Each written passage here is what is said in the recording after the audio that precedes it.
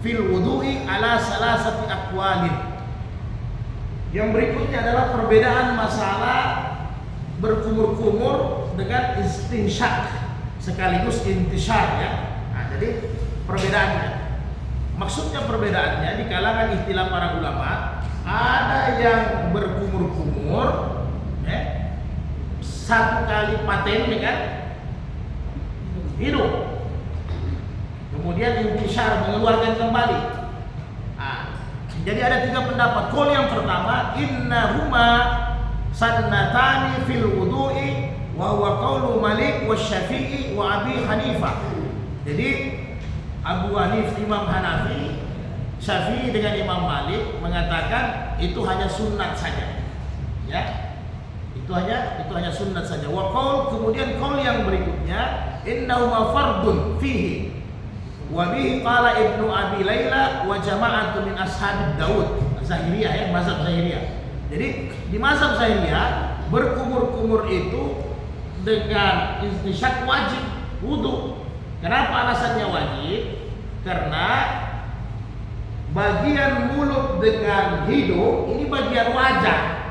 Jadi sehingga di mazhab Zahiriyah, Ibnu Hazm ya, Abu Daud Az-Zahiri, itu mereka katakan wajib karena letaknya mulut dengan hidung ini letaknya di wajah.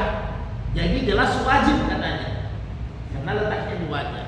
Nah, menurut Imam Syafi'i, Imam Malik dengan Imam Abu Hanifah, dia jadi sunnah biasa. Kenapa? Karena yang wajib dibasuh itu adalah wajah ini saja, ya. Wajah ini saja, baik dari nanti vertikal dengan horizontal ya. Jadi wajah ini saja kewajibannya. Jadi di situ letak perbedaan pendapat.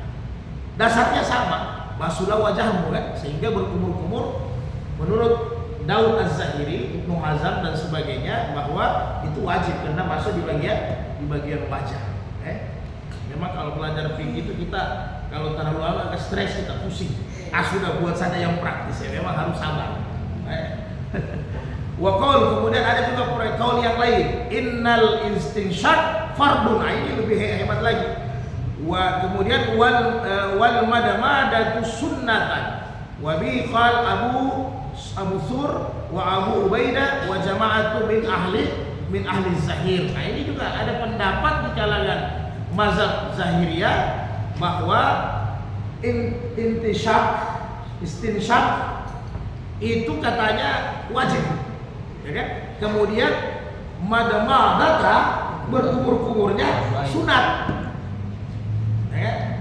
Jadi bahkan di mazhab Zahiriyah tidak ini berkumur-kumur hanya sunat biasa. Yang lebih penting adalah memasukkan ke hidung. Lebih penting memasukkan ke hidung. Kenapa? Karena mereka berpendapat begini. Hidung perlu dibersihkan juga. Kalau pendapat mereka tentang berkumur-kumur, karena ada perintah dari Nabi bahwa inda kulli salat bisiwak, setiap mau salat gosok gigi, ya kan? Jadi dia tidak kasih masuk berkumur-kumur, hanya sunat biasa. Karena memang kalau kita mau sempurnakan wudhu kita ya sebelum wudhu gosok gigi dulu. Yang lalu kan kita sudah bahas di mazhab Abu Hanifah, bahkan kalau tidak ada siwak atau sikat gigi tidak sempat kita sementara di perjalanan, memang tidak ada di bawah sikat gigi ya minimal jari-jari dipakai gosok. Jadi sudah ambil seperti sunnah Nabi lah ya, kita membersihkan karena jangan sampai ada sisa makanan. Jadi itu tentang perbedaan pendapat tentang berkumur-kumur dan istinshaq. Sekarang masalahnya ini barang adalah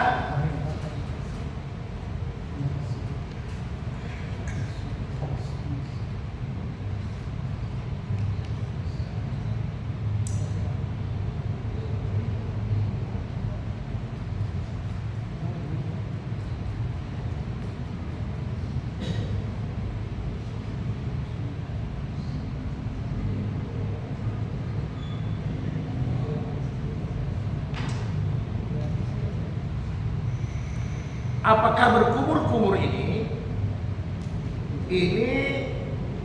sekaligus dengan istinshaq atau dia dipisahkan. Lalu kita sudah bahas bagaimana wudunya Utsman bin Affan dengan satu telapak. Ini pendapat yang pertama ya. itu bahwa ini pendapat yang pertama dipakai mazhab Imam Ahmad ya, satu telapak dipakai tangan, kemudian air dimasukkan 2/3 ke mulut, 1/3 ujung dimasukkan ke hidung sekaligus. Kemudian ini ambil dasar dari hadis Utsman bin Affan. Kemudian ada hadis di Sunan Abu Daud, hadis 120. Dasarnya Imam Syafi'i, ya, bahwa terpisah antara kumur-kumur dengan istinsyak. Jadi berkumur-kumur sendiri, kemudian memasukkan air hidung sendiri. Di hadis Sunan Abu Daud, ala Nabi sallallahu alaihi wasallam wa huwa yatawadda wala yasilu min wajhi wal yahtihi ala sadrihi. Jadi aku melihat Nabi berwudu, kemudian dia membasuh kedua tangan ya. Jadi ini pakai kedua telapak. Kemudian setelah itu menetes sisa-sisa air wudunya Nabi, menetes sampai di janggutnya, kemudian bahkan sampai di dadahnya ada bekas-bekas air. Nah ini yang pakai dua, wudunya Ali bin Abi Thalib ya. Kemudian sambungannya fara'aitu yafsilu bainal madmadati wal istinsyak, dan aku melihat bahwa melihat jelas Nabi ketika berwudu berkumur-kumurnya tidak disambung dengan istinsyak, terpisah. Setelah berkumur-kumur Nabi mengambil air kembali untuk istinsyak. Jadi dasarnya ya.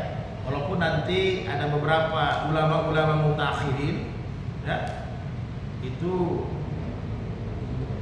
mendaifkan hadis ya, tapi bukan kita punya kapasitas. Karena Imam Syafi'i mensahihkan ini hadis. Memang agak aneh ya.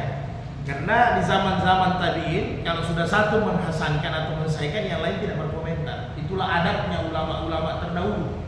Kalau kita mutakhirin hari ini, oh tidak, tak main patah-patah, tidak, itu lemah itu. Padahal kita punya zaman ini zaman kacau ya. Ya samalah hadis tentang kunut. Walaupun komentarnya 3 imam bahwa kunut itu hadisnya dhaif, Imam Syafi'i berkomentar hadis kunut subuh itu sahih, tapi bukan jadi persoalan ya. Nah, karena ketika guru murid ini bersilaturahmi, maka semua mereka berkunut ataupun tidak berkunut beradaptasi satu sama lain. Yang anehnya komentar mereka tentang sahih atau dhaifnya ini hadis apa kira-kira? Ya kan begitu. Nah, mungkin bermasalah dengan periwayat hadis saja ya. Nah, jadi hebatnya luar biasa. Imam Malik biar dia berkomentar bahwa hadisnya dhaif, tetapi ketika Imam Malik pergi, karena gurunya Imam Malik adalah Hanafi, dia pergi ke Basra, terpaksa mau tidak mau Imam Abu Hanafi. Ya, di situ ada Imam Syafi'i, begitu pun sebaliknya. Jadi walaupun ada nanti kita baca literatur di internet atau kita baca di apalah ya, yang praktis instan ya, bahwa hadis ini dhaif, apalagi kalau versi ulama mutakhirin, kita angkat tangan. Artinya bukan kita tidak terima, tapi masing-masing orang bisa berpendapat. Kalau selevel Imam Syafi'i saja bilang sahih, selevel kita hari ini yang kadang makan tidak jelas, ya, jadi kira-kira begitu ya. Nah, jadi tidak bisa kita berkomentar. Ahlul ilmi.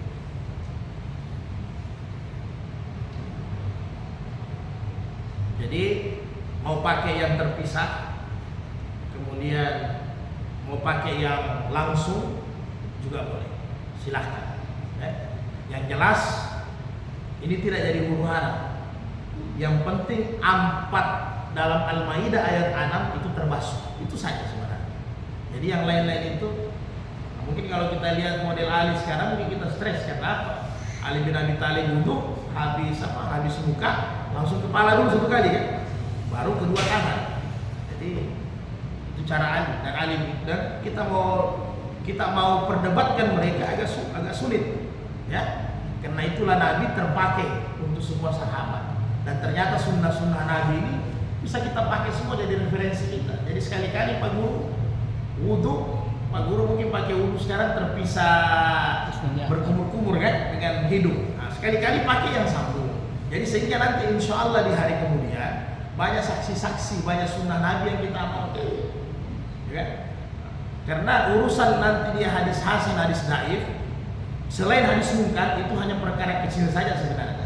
Apalagi ada penguatan hadis-hadis yang sahih, sehingga jangan dari kemudian kita menyesal. Banyak hadis-hadis Nabi yang karena kita ekstrim dalam diri bahwa ini dhaif, padahal itu hadis Nabi.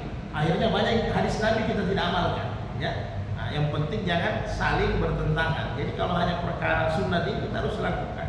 Jadi sekali-kali bisa kita lakukan yang nyambung juga dengan yang tidak. Jadi kalau yang tidak boleh sekali-kali kita pakai dua tangan, sekali-kali kita pakai satu tangan, ya. Nah, tapi intinya berwudu itu ya kata Nabi, walaupun kalian di sungai, maka berwudu juga tetap jangan boros, ya, jangan main air. Walaupun kalian Nabi bilang berwudu di sungai, ya jangan main air.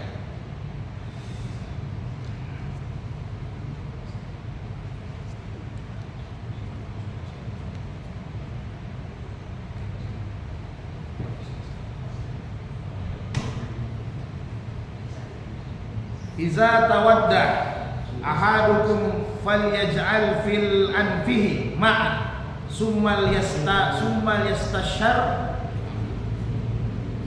wa man istimara falyu'tir. Jadi kata Nabi, apabila kalian berwudu, maka jadikanlah hidung kalian juga terisi air dengan istinsyaq. Kemudian setelah itu Nabi bilang summal tansyara, kemudian keluarkan itu air. Kemudian apabila kalian beristimar falyu'tir, maka dengan bilangan yang ganjil. Nanti kita akan bahas tentang istimar. Istimar adalah salah satu pembersihan najis, ya. Pembersihan najis itu ada namanya istinja. Istinja pakai air. Kalau istijmar tidak pakai air. Maka Nabi bilang pakai yang ganjil. Kenapa yang ganjil? Ya karena dulu Nabi ajarkan kita pakai batu kalau tidak ada air, kan. Jadi pakai batu. Nanti tiga perbedaan pendapat ulama, ada di mazhab Syafi'i satu batu boleh, yang penting batunya bersegi, ujung ini. Yang penting yakin bahwa ini tidak kena kotoran nanti yang ini, kan begitu. Nah, kemudian di mazhab Abu Hanifah kalau mau pakai 3 batu satu kali, satu batu buang, satu batu buang. Nah, sekarang lebih modernnya kan tisu, ya. Ada makin modern, ada tisu. Makin modern lagi ada tisu basah, ya. Makin modern lagi mungkin robot.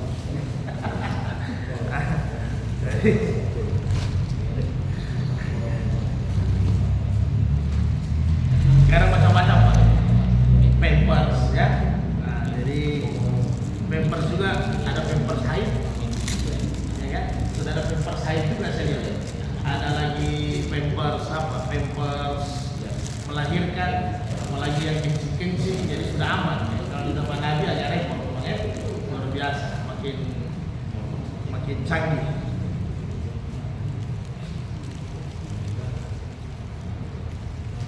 Kemudian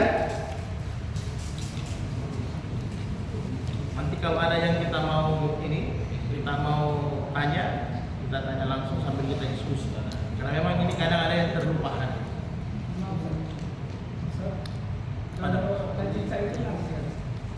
Kenapa tajita bagus? Ya tajita bagus. Ketika sholat berarti harus dibatalkan apa tidak? Pernah ini imam tangannya ada posisi sujud, terus Allahu Akbar langsung keluar. Setelah selesai dia sampaikan bahwa saya tidak ada sujud. Oh, dia batalkan salatnya? Batalkan. Nanti kan ada pembahasannya, tidak apa-apa. Jadi sama dengan kalau kita ke masjid sudah wudhu, tiba-tiba di atas pol kena tai ayam. Tapi tai ayamnya kena di kaki lah, anggaplah begitu, ya. Nah, kemudian apa kita harus wudhu kembali Pak Guru? Tidak perlu kita wudhu kembali, cukup kita bersihkan tai ayamnya sebagai najis. Najis yang ada tidak membatalkan wudhu kita, ya. Nah, tidak membatalkan wudhu. Kemudian setelah mungkin ada juga selain itu mungkin kita lagi tasyahud akhir, sudah rakaat keempat, taicicai jadi imam atau tidak pun jadi imam sama lah. Tiba-tiba apakah kita harus keluar dari saf atau meninggalkan salat jemaah ketika ada taicicai atau sudah ataupun taicicai itu sudah kena kita pijak lah kan siapa sudah di yang basah. Apa kita harus meninggalkan salat? Salat tak perlu kita tinggalkan.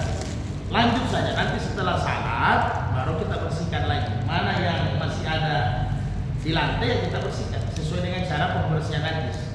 Kalau tai cicak kan dia masuk di najis mutawassitah, ya menengah. Jadi cara pembersihannya ya yang lalu kan kita sudah pernah praktek. Jadi cara pembersihannya harus bentuknya, warnanya itu, baunya hilang sama sekali ya. Nah, cara kasih bersih tai cicak yang basah. Ini juga kita kadang mentare kampel, jangan mentare kampel.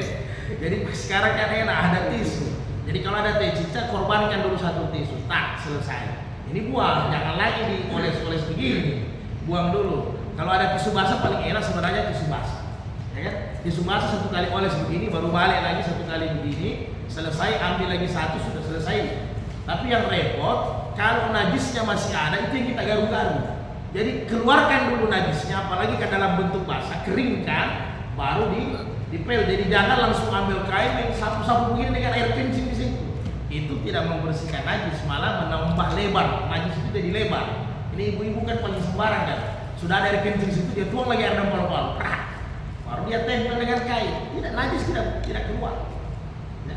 Jadi kalau kencing bersihkan dulu atau cicak bersihkan dulu sampai kering, baru buang. Sama kita cuci pakaian di laundry juga apa di mesin ya. Jadi baru buang. Ini belum bersih. Ini belum bersih. Baru ambil lagi kain basah atau tisu. Ini jangan digaru-garu begini dia. Dia satu kali saja tak buang. Nah, jadi sampai 3 kali kita yakin sudah sahih, sudah selesai. Jadi jangan masih ada najisnya di situ kemudian kita bersihkan. Itu hanya melebar saja. Lain di zaman Nabi memang kita kalau pakai hadis yang satu ketika orang Badui datang kencing di masjid, ya kan? Terpaksa Umar bin Khattab karena dilarang untuk pukul orang Badui, orang tolare lah ya. Maka Umar hanya tuang, Nabi suruh tuang 1 ember. Ya memang karena Nabi punya masjid bukan lantai tehel. Nabi punya masjid lantainya pasir. Ya, kalau sudah disiram memang najisnya turun ke bawah. Nah mungkin pasirnya mau diangkat Pak. Nah, kalau kita teher ya memang keringkan dulu. Jangan tidak dikeringkan dulu. Kira-kira begitu kan? Jadi tidak usah dibatalkan sembahyangnya. Sembahyang saja. Nanti kalau seandainya percikannya tai cicak basah, ya sudah tidak ada masalah. Berarti pakaian kita nanti kita jangan pakai lagi untuk salat berikutnya. Tapi salat kita pada saat itu jangan ditinggalkan dan salat kita sah. Itu tidak ada perbedaan ulama mas. Sepakat sama. Tidak ada perbedaan. Jadi sama dia. Tidak ada perbedaan bahwa mazhab Hanafi harus tinggalkan. Tidak sama. Jadi seperti kalau dulu sebelum agama itu lengkap komplit, Nabi kan sering disiram tai onta ya, sering disiram tai onta, kotoran apa, Nabi tetap lanjutkan dan salat. Tapi memang dasarnya begitu, karena kotoran itu tidak najis, tidak membatalkan wudu. Yang membatalkan wudu kalau di mazhab Syafi'i kan ada berapa? Ada di mazhab Imam Malik 7, mazhab Syafi'i 5. Yang utama adalah keluar sesuatu dari dubur. Yang ada perbedaan membatalkan wudu itu hanya menyentuh wanita saja. Ada perbedaan mazhab ya, menyentuh wanita saja. Nanti kita bahas berikutnya ya. Kemudian kita lanjut lagi. Bisa panggil ya?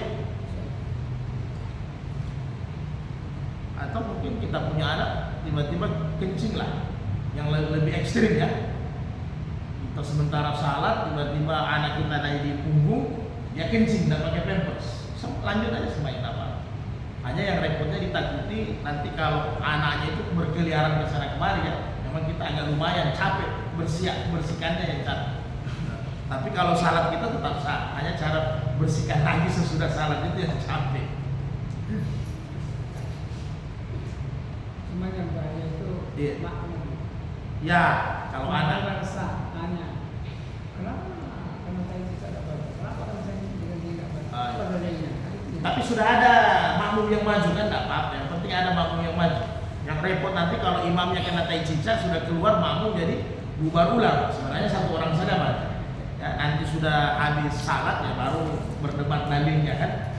Yang penting ada yang menggantikan, jangan tidak ada yang menggantikan. Tidak ada yang menggantikan. Nah, itu yang agak repot. Iya.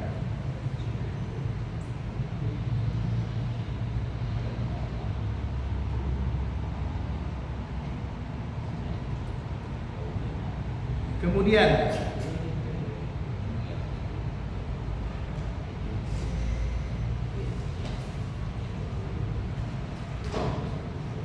Nabi sallallahu alaihi wasallam tawadda famasaha bi nasiyatihi wa 'alal imamah.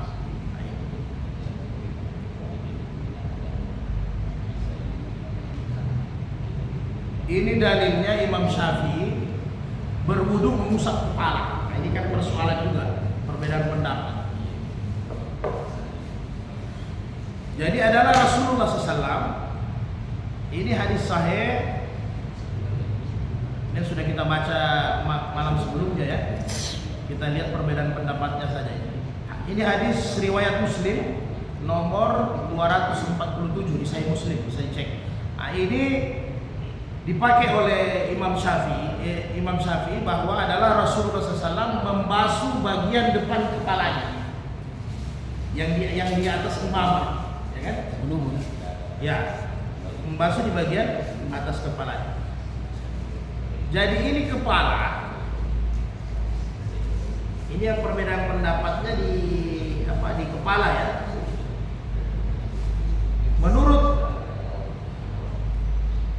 Untuk mengusap kepala, menurut Syafi'i, Malik, Hanafi itu sebagian, kecuali Imam Hambal. Jadi Imam Hambal dia pakai Utsman bin Affan, yaitu semua kepala, kemudian nanti sebelum kembalikan yang telinga ya, baru dikembalikan itu satu. Kemudian Imam Hanafi, Imam Syafi'i, bahkan Imam Hanafi 3 jari. Lebarnya mengusap itu 3 jari. Jadi kalau sudah dapat 3 jari, itu sudah sah. Tapi ingat, jangan rambutnya yang diusap, karena yang diperintahkan kepala. Jadi jangan rambut. Kemudian di mazhab Syafi'i, Imam Syafi'i 1 telapak sudah cukup. Jadi biar tidak 2 telapak. Imam Syafi'i batasnya ini kalau Imam Syafi'i ya. Imam Hanafi biar 3 jari itu sudah sah wudunya. Imam Syafi'i 1 telapak, ya kan? Nah, yang dipakai Imam Ahmad itu seluruhnya. Jadi dia pakai 2 telapak. Karena dia menganggap wa itu dalam ayat itu semuanya. Sedangkan 3 mazhab tadi wa itu sebagian. Jadi cara mengartikan ayat saja yang beda, ya. Cara memahami ayat saja yang beda. Ada di sini penjelasan mereka cara memahami ayat. Saya tidak bacakan lagi, nanti kita pusing. Ya, setengah karena ini urusan dengan bahasa dan sebagainya ya. Jadi cara mereka saja memahami ayat, bahwa Imam Ahmad memahami ayat itu wanya itu adalah seluruhnya, menyapu itu seluruhnya, sedangkan 3 imam mazhab itu hanya sebagian. Bahkan Imam Abu Hanifah cukup 3 jari, Imam Syafi'i harus 5 jari ya. Nah, Imam Syafi'i letaknya cukup di depan, itu sudah sah. Artinya kepala. Memang kalau yang agak panjang rambut agak repot itu Pak ya. Jadi contoh rambut yang dicontohkan Nabi ketika Nabi Haji Wada itu contoh rambut yang sempurna, walaupun di beberapa hadis termasuk di Sama'il Muhammadiyah bahwa rambutnya Nabi itu kan ada 2 macam dibahas ya, 1 sampai di sini kan. Kemudian ada juga di sini 3. Kemudian rambut Nabi terakhir sampai meninggal itu sudah di Haji Wada, sudah agak pendek lah ya. Nah, setengah botak. Begini berarti apa ya? Ya. Ya. Nah, jadi wudhunya juga agak enak. Jadi walaupun nanti bebas lah ya. Nah, bebas. Jadi jangan hanya rambutnya ya. Nah, nanti lain lagi kalau mengusap serban dalam perjalanan, mengusap jilbab ya, itu nanti pembahasannya berikut. Yang jelas itu untuk perbedaan pendapat tentang mengusap kepala. kemudian yang Ustaz Hamka bahas lagi, yaitu tengkuk ya, apa punduk. Ah, atau juga bahasanya apa, leher belakang, leher depan, sama juga ya, leher belakang, leher depan.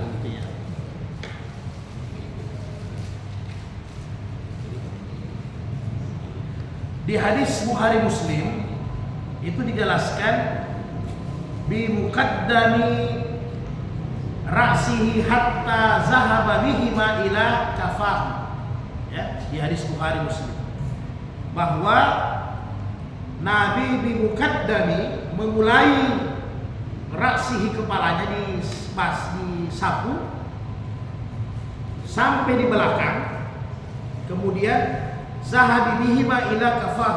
Kafah ini leher belakang punduk yang batas rambut, ya, yang batas rambut, yang mana biasanya batas rambut kita, maka itulah dia. Ketika disapu, mana biasanya kita batas rambut, maka itulah dia. Sampai ke depan kembali, setelah telinga sampai ke depan kembali.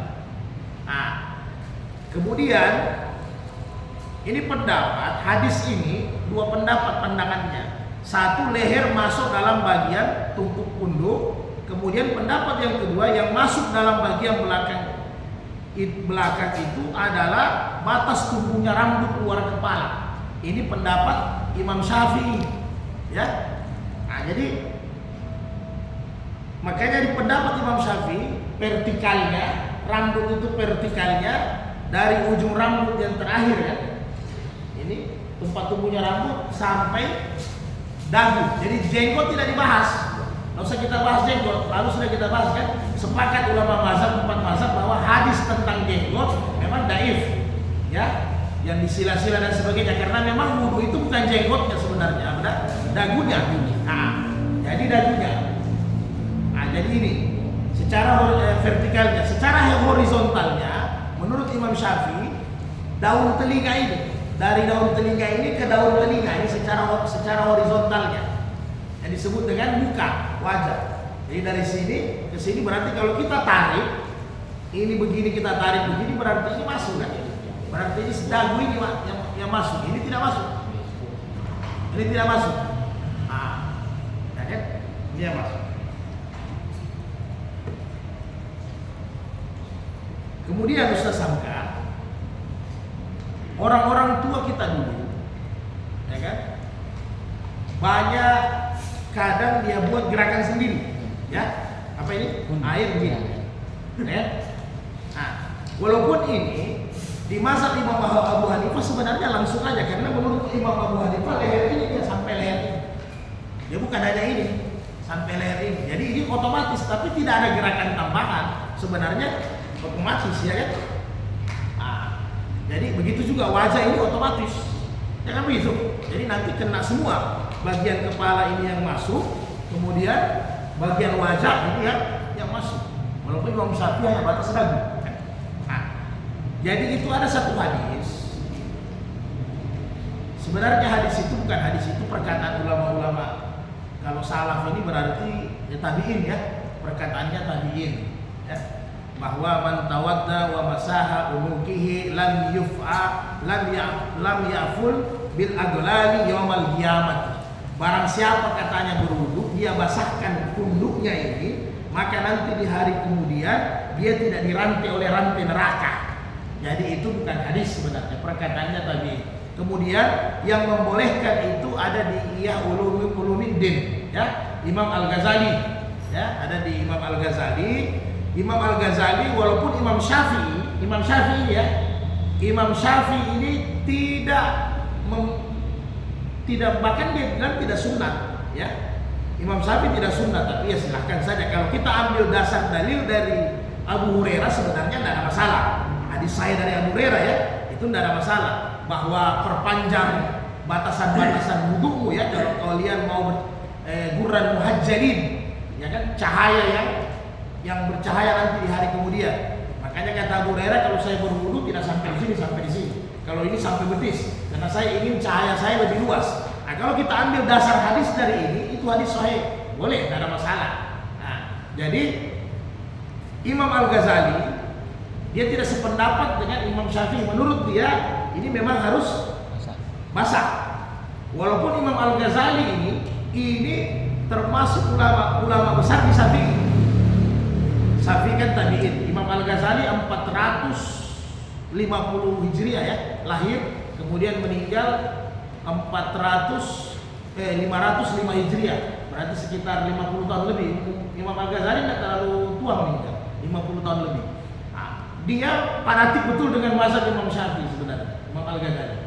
Karena memang dia bermazhab Syafi'i. Hanya kita kenal beliau ini kan ulama dengan Ihya Ulumuddinnya kita kenal ulama tasawuf. Padahal memang sebelum tasawuf, sebelum Minhajul Abidin, Ihya Ulumuddin dia ciptakan, beliau sudah ahli fikih memang. Maka ketika ditanya sama gurunya, sama murid-muridnya, bagaimana sih menulis kitab-kitab tentang anu itu, apakah betul-betul, walaupun kontroversi di zaman itu banyak hadis-hadis lemah menurut ulama yang lain, tapi menurut Imam Al-Ghazali dimasukkan dalam tulisannya. Maka kata Imam Al-Ghazali, setiap satu hadis yang akan saya tulis besok hari, saya konsultasi langsung melalui syarat kepada Allah. Nanti kalau kita bilang konsultasi dengan Rasulullah jadi repot lagi kan, mana ada datang Rasulullah apa. Jadi dia salat hajat dulu, dia bermohon supaya yang dia tulis ini tidak sia-sia kan begitu. Jadi sampai tingkat itulah kehati-hatiannya juga. Jadi bukan orang sembarang ya. Nah, jadi walaupun hal ini dia tidak sepakat dengan itu. Jadi itu kemungkinan orang-orang tua dulu kita, dia ada baca memang tasawuf betul. Karena dia Ulumuddin, kata Imam Al-Ghazali, kalau wudu ini adalah pembersihan jasmani, ya kan? Alangkah bagusnya juga kita resapi bahwa wudu ini juga pembersihan batin. Nah, begitulah kira-kira ya. Dan memang Nabi sudah sampaikan juga kan, sebenarnya wudu bukan hanya membasuh tangan, tapi dosa-dosa yang dilakukan tangan berguguran, kan begitu. Bukan membasuh wajah, tapi dosa-dosa yang dilakukan oleh semua wajah berguguran. Jadi wudu ini ada nilai kebersihan fisik, sekaligus juga ada nilai pengampunan dosa, ada tasawufnya. Jadi tasawufnya itu di pengampunan dosa itulah ya. Nah, kira-kira begitu. Jadi perbedaannya di situ. Kemudian ada dari Talha an jaddihi annahu ra'a Rasulullah sallallahu alaihi wasallam, saya melihat bahwa beliau melihat Nabi yang sahu ra'sahu hatta balagal kazala wa ma yalaihi min mukaddami al-anfu bi marratin. Jadi dia melihat Rasulullah SAW membasuh itu mulai dari awal sampai batas rambut, kemudian bimarratin dengan satu kali. Nah, ini jumlah ya. Jadi mau pakai Utsman punya satu kali. Kemudian mau pakai Ali bin Abi Thalib punya tiga kali. Itu yang dipakai Imam Syafi'i. Ya. Jadi wudu yang dipakai di mazhab Imam Syafi'i, baik di fikih dasar Fathul Mu'in maupun di fikih atasnya Al-Um, kitab induknya Imam Syafi'i, itu pakai yang dipakai Ali bin Abi Thalib, ya. Dengan berkumur-kumur terpisah dari hidup. Kemudian yang terakhir, telinga. Ini juga kan ada telinga. Telinga ini airnya terpisah dari air kepala, tersendiri, ya, sama dengan kumur-kumur tadi. Jadi Imam Ahmad, Imam Syafi'i, Imam Malik itu berpendapat bahwa kepala itu beda, kemudian telinga itu beda. Jadi nanti dilihat kalau di Syafi'i di kitab induknya Al-Um, kalau kitab dasarnya fikih Syafi'i Fathul Mu'in ya, yang dipakai di pesantren. Jadi Imam Syafi'i, Imam Ahmad, Imam Malik bahwa antara telinga dengan kepala itu terpisah. Ya. Kemudian Imam Abu Hanifah antara telinga dengan kepala itu satu paket, sama. Nah, walaupun nanti cara telinganya beda ya. Kalau Ali bin Abi Thalib 2 di luar, 1 di dalam, 2 di luar ya. Kalau Utsman 1 di luar, 1 di dalam. Tidak ada masalah, pasti termasuk. Jadi Imam Abu Hanifah satu. Jadi 3 mazhab itu terpisah. Imam Syafi'i, Imam Malik dengan Imam Ahmad itu kepala sendiri, telinga sendiri. Ya kan? Imam Syafi'i itu salah marratin 3 kali. Tapi kalau Imam Ahmad dengan Imam Malik itu marratan 1 kali. Jadi dia 1 kali. Di situ saja bedanya. Jadi yang terpisah juga berbeda pendapat. Ya. Nah, jadi ada yang 1 kali, ada yang 3 kali, yang tidak ada 4 kali. Tidak boleh. Jadi Nabi bilang ditanya wudu 1 kali, Nabi bilang marrataini. Ya kan? Kemudian salah marrah boleh. Tapi yang tidak boleh kalau sudah 4 kali, Nabi bilang itu sudah boros. Jadi sudah bukan wudu itu kalau sudah 4 kali. Batas 3 kali. Hadis yang dipakai ra'an Nabi sallallahu yahuzu li uzunaihi ma'an gairal ma'il ladzi ahazahu li ra'sihi. Ini riwayat Imam Baihaqi. Jadi ini yang dipakai Imam Syafi'i, bahwa Nabi itu berwudu, dia mencuci telinganya itu bukan air dari bekas mencuci kepala, membasuh telinganya, bukan air dari sambungan membasuh kepala, tapi dengan air yang terpisah yang dipakai oleh 3 mazhab. Jadi bahwa saya melihat Nabi itu berwudu, dia membasuh kepalanya, kemudian membasuh telinganya, itu terpisah, airnya berbeda, bukan dengan satu gerakan, tapi dengan gerakan yang terpisah. Nah, hanya ada beda lagi. Walaupun mereka sepakat, kalau Imam Syafi'i dia ada air sedikit, ya kan? Nah, kalau di Imam Ahmad dengan Imam Malik, dia cukup seperti mana rambut, jadi air hanya begini, jadi tidak ada air, ya kan? Hanya percikan kayak gitu saja. Tapi kalau di Syafi'i ada air sedikit. Jadi sependapat dengan ini hadis, tapi beda pendapat lagi dengan air, dengan tidak ada cara airnya. Inilah ulama ya. Kemudian untuk Abu Hanifah, dia ambil al-uzunani min ra'si. Al-uzunani min ra'si. 2 telinga, ini hadis sahih juga.